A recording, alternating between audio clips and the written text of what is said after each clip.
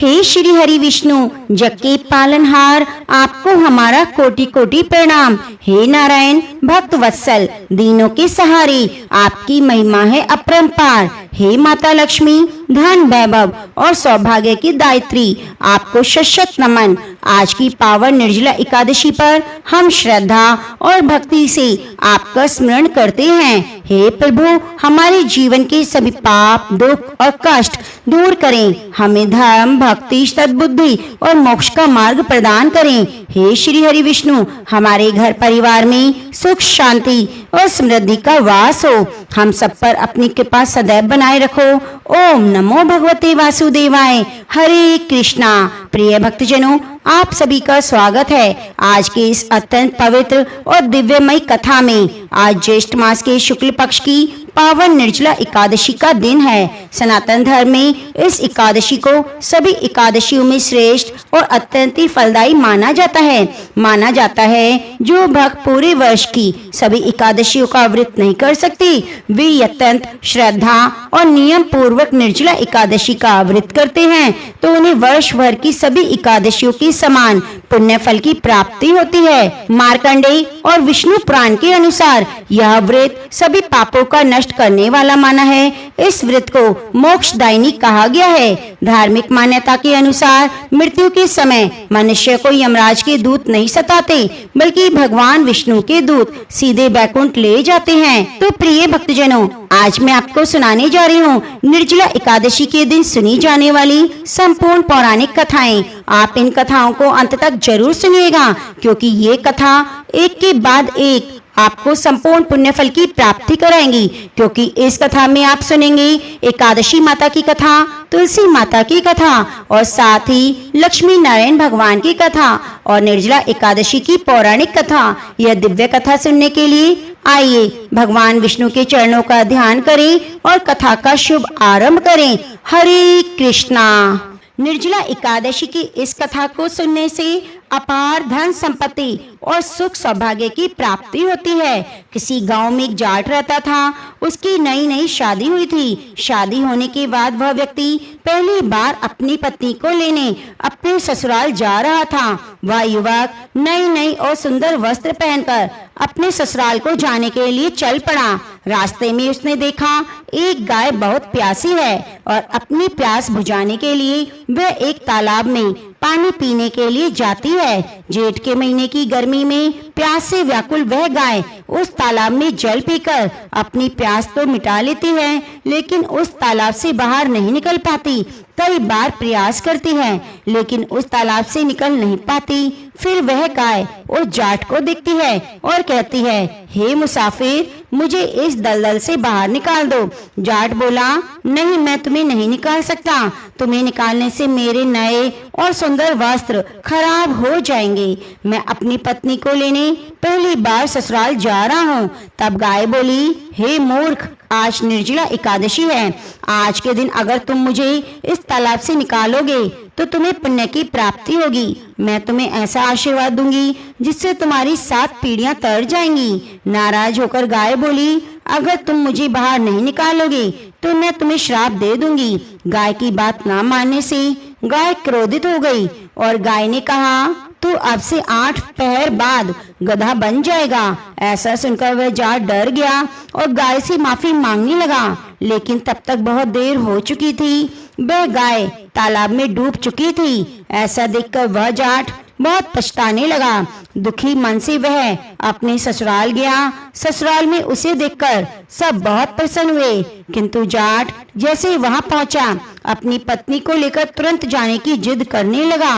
तब सभी ससुराल वालों ने कहा कि इतनी जल्दी क्यों जा रहे हो, अभी थोड़ा रुक जाओ। तब जाट ने गाय के श्राप वाली बात उन सभी को बता दी और अपनी पत्नी को लेकर तुरंत वहां से चल दिया। अपने घर पहुंच गया। जैसे 8 पहर व्यतीत हो गए, जाट गधा बन गया। यह देखकर उसकी पत्नी बहुत दुखी हुई और कई दिन इसी प्रकार बीत गए। फिर घर में अन्न धन की कमी होने लगी।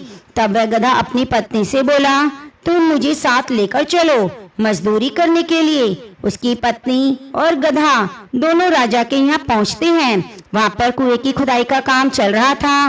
राजा उसे अपने यहाँ काम पर रख लेता है। फिर उसकी पत्नी अपने सिर पर मिट्टी से भरी हुई डलिया रखकर काम करने लगती है। यह देखकर वहाँ काम कर रहे अन्य मजदूर उस स्त्री से कहते हैं, बहन, जब तुम्हारे पास गधा है तो तुम मिट्टी अपने सर पर क्यों लाती हो, क्यों ढो रही हो? वह उनसे कुछ नहीं कहती। वह सब दृश्य दूर से राजा भी देख रहा था। फिर एक दिन राजा उस स्त्री से पूछता है, तुम इस गधे से काम क्यों नहीं लेती? तब वह स्त्री कहती है, हे महाराज, ये गधा नहीं, ये मेरे पति हैं। एक गाय के श्राप के कारण गधा बन गए हैं। फिर उस स्त्री ने पूरी कहानी राजा को बताई। तब राजा ने उस स्त्री की मदद करने की सोची। उससे अपने राज्य के विद्वान ब्राह्मण को बुलाकर इसका उपाय पूछा। तब उस ब्राह्मण ने राजा से कहा, महाराज, इसका एक ही उपाय है। अगर कोई मनुष्य अपने जीवन काल में 101 एकादशियों का व्रत रख चुका हो और वह अपने इस पुण्य का फल अगर इस गधे को दे दे, फिर मनुष्य बन जाएगा। इसके बाद से अपने सिपाहियों के द्वारा पूरे नगर में यह खबर पहुंचा दी गई कि किसी ने भी 101 एकादशी का व्रत रखा है, अगर वह अपना पुण्य देने को तैयार है तो उस व्यक्ति को राजा अपना आधा राज्य दान कर देंगे। किंतु ऐसा ऐलान करने के बाद भी पूरे राज्य में कोई ऐसा व्यक्ति नहीं मिला। किसी ने 11 तो किसी ने 31, किसी ने 21 एकादशियों का ही व्रत किया था। यह सुनकर राजा बहुत चिंतित हुआ। उतनी ही देर में वहाँ एक बूढ़ी स्त्री आई। वह राजा से कहती है, महाराज, मैंने पूरी 101 एकादशियों का व्रत रखा है।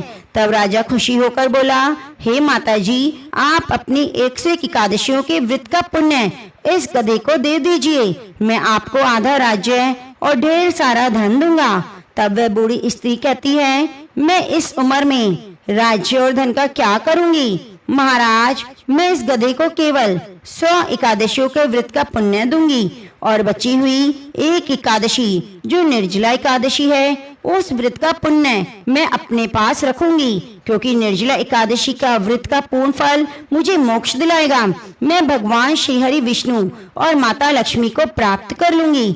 ऐसा कहकर बूढ़ी स्त्री ने 100 एकादशियों के व्रत का फल उस गधे को दे दिया और उस व्रत के प्रभाव से वह गधा फिर से मनुष्य बन गया। तो एक एकादशी का पुण्य ना मिलने से उसका पूरा शरीर तो मनुष्य का बन गया, किंतु शरीर से गधे की पूंछ ना गई। तो प्रेम से बोलिए, लक्ष्मी नारायण भगवान की जय।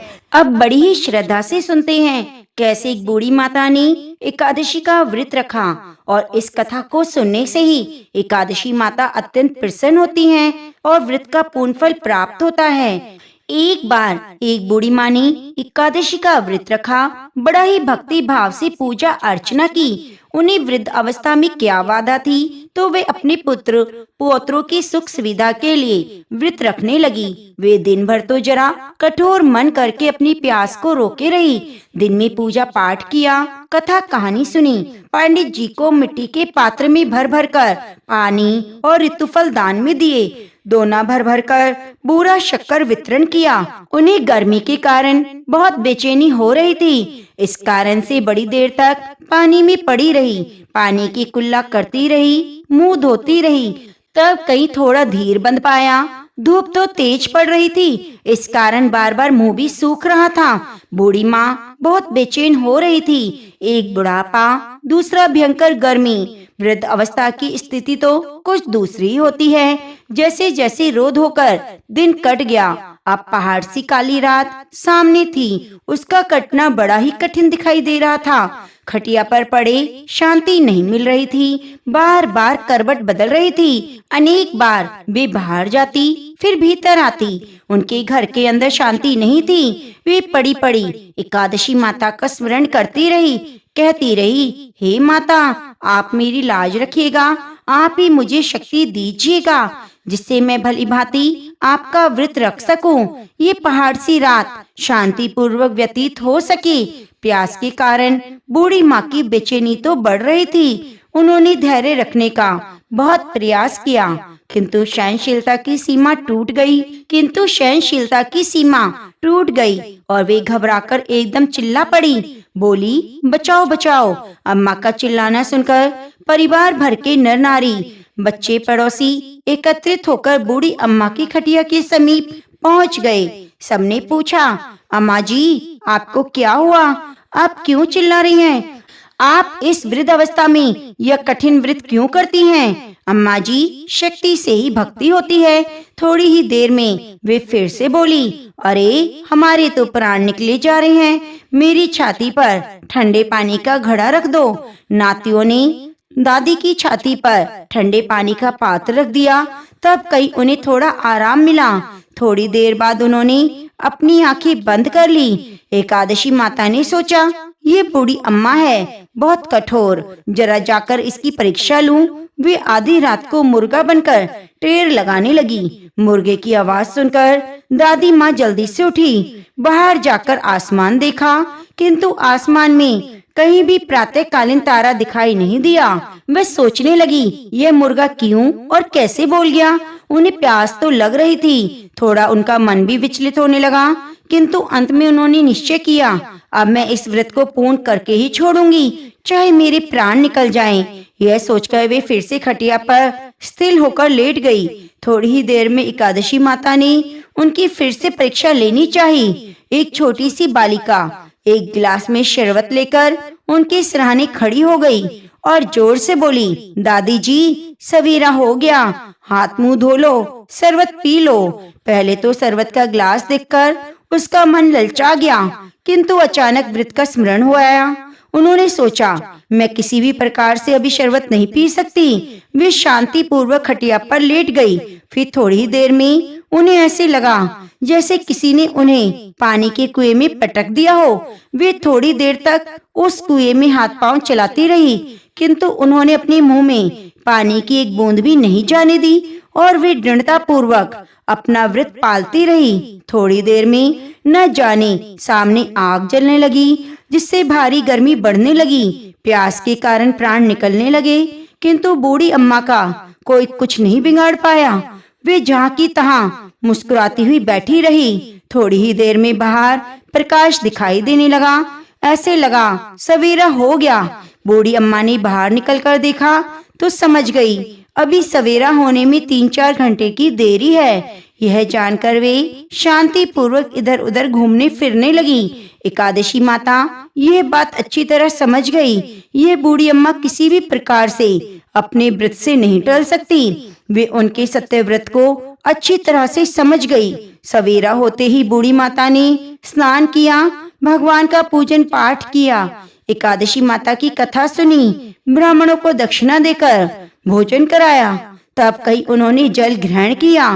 कन्याओं को भोजन कराने के बाद अम्मा ने स्वयं भी भोजन किया। उस श्रेष्ठ व्रत के प्रताप से बूढ़ी अम्मा की आयु में वृद्धि हो गई। घर परिवार हरा भरा हो गया और उनके अब कोई अभाव नहीं रहा। इस तरह से सुख साधनों से संपन्न हो गई। नाती नातिन से उनका घर भर गया। वे उस दिन से 12 महीने की एकादशी का व्रत करने लगी। एकादशी माता के व्रत के प्रभाव से इस संसार में हर सुख को भोगकर अंत में बैकुंठ धाम में चली गई। हे एकादशी माता, जैसे आपने बूढ़ी माता और उसके परिवार को हरा भरा किया, वैसे एकादशी माता जिन्होंने भी एकादशी का व्रत किया है, आपकी कथा को सुना है, उसकी सभी मनोकामनाओं को पूरी करना। तो प्रेम से बोलिए, तुलसी शालिग्राम भगवान की जय। सर्वज्ञ वेद व्यास जी ने पांडवों को चारों पुरुषार्थ धर्म, अर्थ, काम, मोक्ष देने वाली एकादशी व्रत का संकल्प कराया। तब युधिष्ठिर जी ने कहा, जनार्दन, ज्येष्ठ मास के शुक्ल पक्ष में जो एकादशी पड़ती है, कृपया कर उसका वर्णन कीजिए। भगवान श्री कृष्ण ने कहा, हे राजन, इसका वर्णन परम धर्मात्मा सत्यवती नंदन व्यास जी करेंगे, क्योंकि वे संपूर्ण शास्त्रों के तत्वज्ञ और वेद वेदांगों के पारंगत विद्वान हैं। तब वेद व्यास जी कहने लगे, कृष्ण पक्ष और शुक्ल पक्ष दोनों पक्षों की एकादशी में अन्न खाना वर्जित है। द्वादशी के दिन स्नान करके पवित्र हों, फूलों से भगवान केशव की पूजा करें, फिर नित्य कर्म समाप्त होने के बाद पहले ब्राह्मणों को भोजन देकर अंत में स्वयं भोजन करें। यह सुनकर भीमसेन बोले, परम बुद्धिमान पितामह, मेरी उत्तम बात सुनिए। राजा युधिष्ठिर, माता कुंती, द्रौपदी, अर्जुन, नकुल, सहदेव ये सब एकादशी को कभी भोजन नहीं करते और मुझसे भी हमेशा यही कहते हैं, भीमसेन एकादशी को तुम भी ना खाया करो। परंतु मैं उन लोगों से यही कहता हूँ कि मुझसे भूख नहीं सही जाती। भीमसेन की बात सुनकर व्यास जी ने कहा, यदि तुम नरक को दूषित समझते हो, तुम्हें स्वर्ग लोक की प्राप्ति अभिष्ट है, तो दोनों पक्षों की एकादशियों के दिन भोजन नहीं करना चाहिए। भीमसेन बोले, महाबुद्धिमानी पितामह, मैं आपके सामने सच कहता हूँ, मुझसे एक बार भोजन करके भी व्रत नहीं किया जा सकता, तो फिर उपवास करके मैं कैसे रह सकता हूँ। मेरे उदर में वक्र नामक अग्नि सदा जलती रहती है, अतः जब मैं बहुत अधिक खाता हूँ तभी ये शांत होती है। इसलिए महामुनि, मैं पूरे वर्ष भर में केवल एक ही उपवास कर सकता हूँ, जिससे स्वर्ग की प्राप्ति सुलभ हो जाए और जिसके करने से मेरा कल्याण हो। कोई एक ऐसा व्रत निश्चय करके मुझे बताएं, मैं उसका यथोचित रूप से पालन करूंगा। व्यास जी ने कहा, भीमसेन, ज्येष्ठ मास में सूर्य वृषभ राशि पर हो, मिथुन राशि पर हो, शुक्ल पक्ष में जो एकादशी हो, उसका यत्न पूर्वक निर्जल व्रत करो। केवल कुल्ला या आचमन करने के लिए मुख में जल डाल सकते हो, उसको छोड़कर किसी प्रकार का जल विद्वान पुरुष मुख में ना डालें, अन्यथा व्रत भंग हो जाता है। एकादशी को सूर्य उदय से लेकर दूसरे दिन सूर्य उदय तक मनुष्य जल का त्याग करे तो यह व्रत पूर्ण होता है। उसके बाद द्वादशी को प्रभात काल में स्नान करके ब्राह्मणों को विधि पूर्वक जल और स्वर्ण का दान करे। इस प्रकार सब कार्य पूरे करके जितेंद्रिय पुरुष ब्राह्मणों के साथ भोजन करे। वर्ष भर में जितनी एकादशियां होती हैं, उन सब का फल निर्जला एकादशी के पालन मात्र से मनुष्य प्राप्त कर लेता है, इसमें तनिक भी कोई संदेह नहीं। शंख चक्र गदा धारण करने वाले भगवान केशव ने मुझसे कहा था कि यदि मानव सबको छोड़कर एकमात्र मेरी शरण में आ जाए और एकादशी को निराहार रहे, तो वह सब पापों से छूट जाता है। एकादशी व्रत करने वाले पुरुष के पास विशाल काय विकराल आकृति और काले रंग वाले दंड पाशधारी भयंकर यमदूत नहीं आते, और अंत काल में पीतांबरधारी सौम्य स्वभाव वाले हाथ में सुदर्शन धारण करने वाले और मन के समान वेगशाली विष्णु दूत आखिर इस वैष्णव पुरुष को भगवान विष्णु के धाम में ले जाते हैं। अतः निर्जला एकादशी को पूर्ण यत्न करके उपवास और श्री हरि का पूजन करें। स्त्री हो या पुरुष, यदि उसने मेरु पर्वत के बराबर भी महान पाप किया है, तो वह इस एकादशी के व्रत के प्रभाव से भस्म हो जाते हैं। जो मनुष्य इस दिन जल के नियम का पालन करता है, वह पुण्य का भागी है। उसे एक एक प्रहर में कोटि कोटि स्वर्ण मुद्रा दान करने का फल प्राप्त होता है। मनुष्य निर्जला एकादशी के दिन स्नान, दान, जाप, होम आदि कुछ भी करता है, वह सब अक्षय हो जाता है।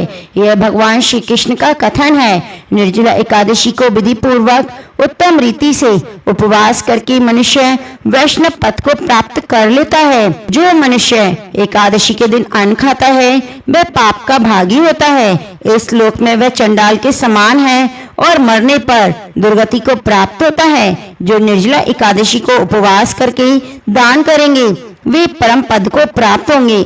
जिन्होंने एकादशी को उपवास किया है, वे ब्रह्म हत्यारे, शराबी, चोर, गुरुद्रोही होने पर भी सब पातकों से मुक्त हो जाते हैं। हे कुंती नंदन, निर्जला एकादशी के दिन श्रद्धालु स्त्री पुरुषों के लिए जो विशेष दान और कर्तव्य निहित है, वह सुनो। इस दिन जल में शयन करने वाले भगवान विष्णु का पूजन और जल में धेनु का दान करना चाहिए, अथवा प्रत्यक्ष धेनु या घृत में धेनु का दान उचित रहता है। प्राप्त दक्षिणा और भांति भांति के मिष्ठानों द्वारा, ऋतुफल द्वारा यत्न पूर्वक ब्राह्मणों को संतुष्ट करना चाहिए। ऐसा करने से ब्राह्मण संतुष्ट होते हैं और श्री हरि मोक्ष प्रदान करते हैं। जिन्होंने सम दम दान में प्रवृत्त हो श्री हरि की पूजा और रात्रि में जागरण करते हुए इस निर्जला एकादशी का व्रत किया है, उन्होंने अपने साथ ही बीती हुई 100 पीढ़ियों को और आने वाली 100 पीढ़ियों को भगवान वासुदेव की परम धाम में पहुंचा दिया है। निर्जला एकादशी के दिन आन, वस्त्र, गौ, जल, सैया, सुंदर आसन, कमंडल, छाता दान करने चाहिए। जो श्रेष्ठ और सुपात्र ब्राह्मण को जूता दान करता है वह सोने के विमान पर बैठकर स्वर्गलोक में प्रतिष्ठित होता है। जो इस एकादशी की महिमा को भक्ति पूर्वक सुनता है, उसका वर्णन करता है, वह स्वर्गलोक में जाता है। चतुर्दशी युक्त अमावस्या को सूर्य ग्रहण के समय श्राद्ध करके मनुष्य जिस फल को पाता है वही फल इसके श्रवण मात्र से प्राप्त हो जाता है। मैं भगवान केशव की प्रसन्नता के लिए एकादशी को निराहार रहकर आचमन के सिवा दूसरे जल का त्याग करूंगा। द्वादशी को देवेश्वर भगवान विष्णु का पूजन करूंगा। गंध, धूप, पुष्प, सुंदर वस्त्र से विधि पूर्वक पूजन करके जल के घड़े के दान का संकल्प करते हुए ऐसा कहना चाहिए, संसार सागर से तारने वाले हे देव ऋषिकेश, इस जल के घड़े का दान करने से आप मुझे परम गति प्राप्त कराइए।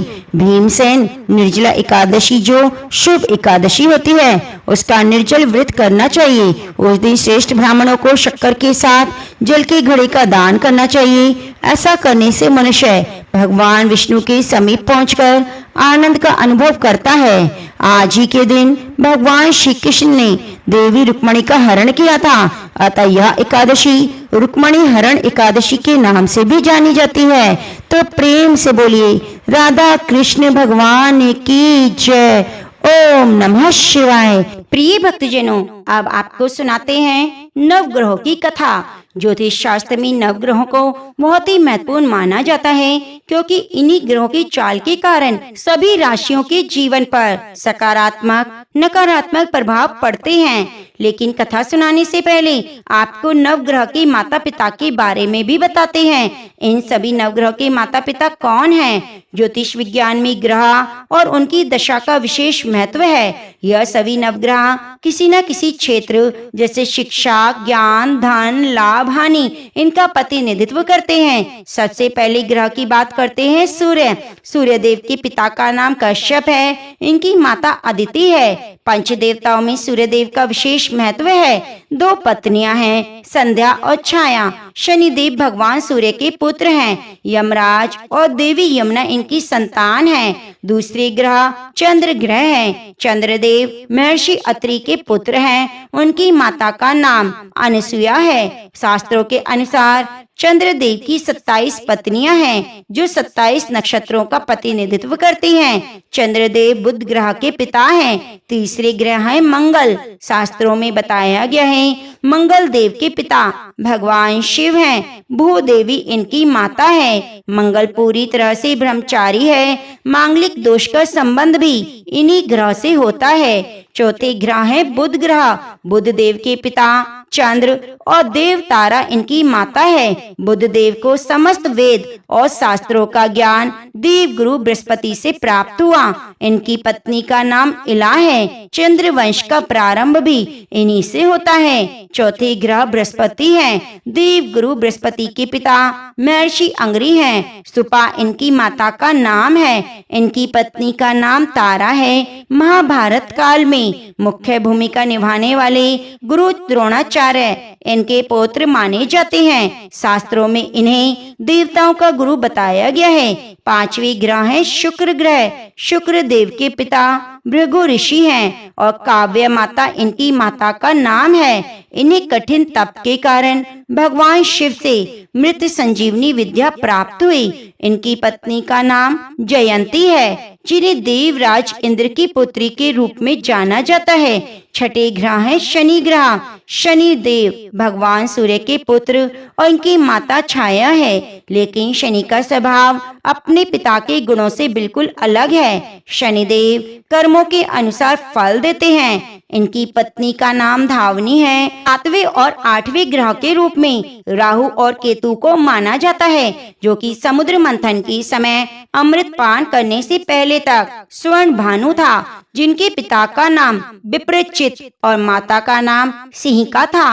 राहु की 2 पत्नियां हैं, जिनका नाम नागवल्ली और नाग कणे हैं। इनका वाहन काले अश्वों वाला रथ है। वही स्वर्ण भानु दैत्य की धड़ से केतु उत्पन्न हुए, जिनका वाहन चील है। यह थी सभी नवग्रहों के बारे में जानकारी। अब सुनिए नवग्रह की कहानी। एक बार की बात है, किसी गांव में एक भाई बहन रहते थे।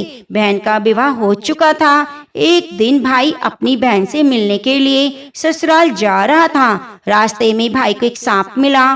कहने लगा, मैं तुझे डसूंगा।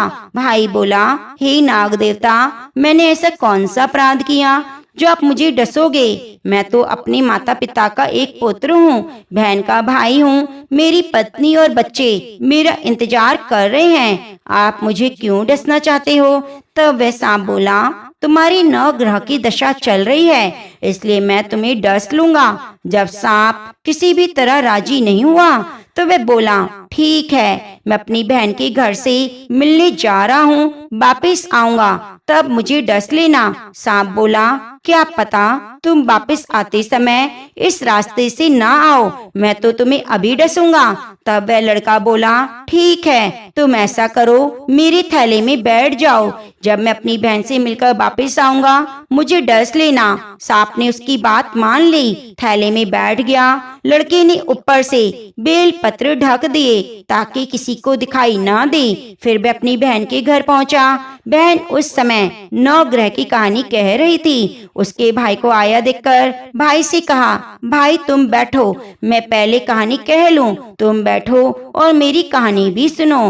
बहन ने कहानी कही, भाई ने कहानी सुनी। जीवों की, जानवर की, हाथी की, घोड़े की, कुत्ते की, बिल्ली की, भाई की, बहन की, घर के धनी की, बेटी जमाई की, देवरानी जिठानी की, सास ससुर की, संग की, सहेली की, सबके ग्रह शांत हो जाए। घर चले 8 पर, आदमी चले 4 पग, सांप बिच्छू भंवरे सब आग में जले। ऐसे भाई को कहानी सुनाकर बहन खड़ी हुई। भाई के पास रखे थैले को देखकर भाई से बोली, भाई थैले में क्या लाए हो? इससे पहले कि भाई कुछ कहता उसने थैला उठाया, घर के अंदर ले गई। थैला खोलकर देखा तो बेल पत्र, केले, संतरे बन गए। सांप एक चमचमाता हार बन गया। जब वह हार पहनकर बाहर आई तो बहन के गले में चमचमाता हार देखकर भाई बोला, बहन इतना कीमती हार तुम कहाँ से लाई? बहन बोली, भाई तुम ही तो लाए हो मेरे लिए। थैले में केले और संतरे के साथ हार भी था। भाई ने सुना तो हैरान हो गया। उसने बोला, हार नहीं बल्कि मैं तो मृत्यु का सामान लाया था। ऐसा कहकर उसने सारी बात अपनी बहन को बताई। फिर कहने लगा, बहन ये तेरी नवग्रह की कहानी का प्रभाव है, जो सांप हार बन गया, अब ये हार तू ही रख ले। कुछ दिनों के बाद बहन के घर रहने के बाद जब भाई वापस जाने लगा तो बहन बोली, भाई तुम्हारी नवग्रह की दशा लगी है, तुम घर जाकर भाभी से कहना वे नवग्रह की कहानी कहे। ऐसा कहकर उसने अपने भाई को विदा किया। भाई जब अपने घर पहुंचा, जाकर अपनी पत्नी से बोला, सुनो हमारी नवग्रह की दशा लगी है, नवग्रह की कहानी रोज कहा करेंगे, मैं कहूँगा तुम सुनना, तुम कहोगी मैं सुनूंगा। फिर बोला, जाओ एक लोटा जल भर कर लाओ, साथ में चावल, चीनी के दाने लाओ। उसकी पत्नी सारी सामग्री लाई। कहानी कही, जीव की, जानवर की, हाथी की, घोड़े की, कुत्ते की, बिल्ली की, देवरानी जिठानी की, सास ससुर की, घर के धनी की, बेटी जवाई की, भाई बहन की, सबके नवग्रह शांत हो जाए। घर चले 8 पग, आदमी चले 4 पग, सांप बिच्छू भंवरे सब जले आग में। सभी नवग्रह को नमस्कार। जैसे नवग्रह की दशा भाई की उतरी, वैसे इस कहानी को कहते सुनते हुंकारा भरते सबकी उतरे। सब पर नवग्रह की कृपा बनी रहे। तो प्रेम से बोलिए श्री शिवाय नमस्तभ्यम। प्रिय भक्तजनों, यदि आपको हमारे द्वारा सुनाई गई कथाएं अच्छी लगी हैं तो कृपया चैनल को सब्सक्राइब कर कमेंट बॉक्स में ओम नमः शिवाय, शिव शंकर की जय जरूर लिखिए और नित्य प्रति आने वाली कथाओं को जरूर सुनिएगा। प्रिय भक्तजनों, आइए अब सभी मनोकामनाओं को पूरी करने वाली तुलसी माता की बड़ी पावन कथा को सुनते हैं। एक बार एक छोटी सी लड़की थी। जब वह थोड़ी बड़ी हुई तो उसे समझ आने लगा और तभी से वह तुलसी माता की पूजा किया करने लगी। उसका हर दिन का नियम था कि तुलसी माता का पूजन करने के बाद ही वह भोजन ग्रहण करती। जब वह लड़की विवाह के लायक हुई तो एक दिन उसके माता पिता ने उसके लायक लड़का ढूंढकर उसका विवाह करा दिया। लड़की को उसके माता पिता ने दहेज में तुलसी का गमला भी दिया, क्योंकि वे जानते थे कि उनकी बेटी को तुलसी पूजन कितना प्यारा है और वे बिना तुलसी पूजन के कुछ खाती भी नहीं। ससुराल में अब वह लड़की हर दिन सुबह उठती पूजा करती, तुलसी माता की पूजा करती, उसके बाद ही खाना खाती। उसकी दो जेठानियां भी थी, वे दोनों उसको इस तरह पूजा करती देखती तो खूब मजाक उड़ाती। बड़ी नियम धर्म वाली बनती है। उन दोनों को उस लड़की से ईर्ष्या होने लगी, इसलिए अक्सर वे तुलसी जी का गमला छुपा दिया करती। वह लड़की बड़ी मुश्किल से ढूंढ कर गमला लाती, अच्छे से साफ करती, पूजा करती, उसके बाद ही खाती। आए दिन उस लड़की की जेठानियां उसे सताने लगी। तुलसी का गमला छुपा दिया। किसी तरह से ढूंढकर वह तुलसी का गमला लाई और एक दिन तो उसकी जेठानियों ने क्या किया, तुलसी का वह गमला दूर फेंक दिया। लड़की ने घर के आसपास गमले को ढूंढा, लेकिन गमला वहां नहीं मिला। वह गमला नहीं मिला। ढूंढ ढांढ कर वह लड़की बहुत परेशान हो गई। इतना दुखी हुई कि जब उसने तुलसी की पूजा नहीं की तो उसने खाना भी नहीं खाया, क्योंकि उसका नियम था कि जब तक तुलसी की पूजा नहीं करेगी वह खाना नहीं खाएगी। इस तरह से उसका नियम टूटा तो वह उदास हो गई। उस लड़की की सच्ची भक्ति देखकर तुलसी माता उस पर प्रसन्न हो गई। उसके कमरे में अचानक तुलसी माता का गमला प्रकट हो गया। अगले दिन सुबह जब वह लड़की सोकर उठी तो क्या देखा, उसकी चारपाई के चारों कोनों पर तुलसी माता का गमला आ गया है। अब तो यह देखकर लड़की बहुत खुश हो गई। सोचने लगी, अब तो मेरी तुलसी माता को कोई चुरा नहीं सकेगा, कोई तुलसी का गमला छुपाएगा भी नहीं। पूजा करने के लिए मुझे कहीं जाना नहीं पड़ेगा। अब तो मेरी तुलसी को कोई फेंकेगा भी नहीं। यह सोचकर वह बहुत खुश हुई और जल्दी से उठकर स्नान किया, तुलसी की पूजा की। पूजा करने के बाद खाना खाने बैठ गई तो उसकी जेठानियां मजाक उड़ाने लगी, कहने लगी देवरानी का नियम धर्म पूरा हो गया। दरअसल उन्होंने ऐसा इसलिए कहा क्योंकि उन्हें तो पता था कि उन्होंने जानबूझकर तुलसी का गमला दूर फेंक दिया है। उन्हें यह लग रहा था कि देवरानी ने आज तुलसी की पूजा नहीं की, बिना पूजा किए ही खाना खाने बैठ गई। तब दोनों जेठानियां देवरानी को ताना देते हुए कहने लगी, हो गया तुम्हारा नियम धर्म, तुमने तुलसी की पूजा की। देवरानी धीरे से बोली, हाँ मैंने कर ली। जेठानी कहने लगी, अरे कहाँ से करी, पूजा गमला तो हमने फेंक दिया। ऐसा कहकर जेठानी हंसने लगी। जेठानी कहने लगी, अरे कहाँ से कर ली, पूजा का गमला तो हमने फेंक दिया। ऐसा कहकर जेठानी हंसने लगी तो देवरानी ने कहा, देख लो मेरे कमरे में जाकर, खाट पर तुलसी जी लगी है। अंदर जाकर जेठानियों ने देखा तो वे बहुत शर्मिंदा हुई। बोली, देवरानी तुम्हारी भक्ति में बहुत सच्चाई है, हमने तुम्हें बहुत परेशान किया, हमें क्षमा कर दो। तब भोली वाली देवरानी ने अपनी जेठानियों को क्षमा कर दिया। तब से देवरानी जेठानी मिलकर तुलसी की पूजा करने लगी। उनके घर में सुख समृद्धि के भंडारे भर गए, सभी दुख दूर हो गए। हे तुलसी माता, जैसे निर्मल बुद्धि अपनी जेठानियों की और जैसे उनके घर में सुख समृद्धि के भंडार भरे, वैसे कथा को कहने सुनने वाले सभी भक्तों के घर में करना। तो प्रेम से बोलिए तुलसी माता की जय।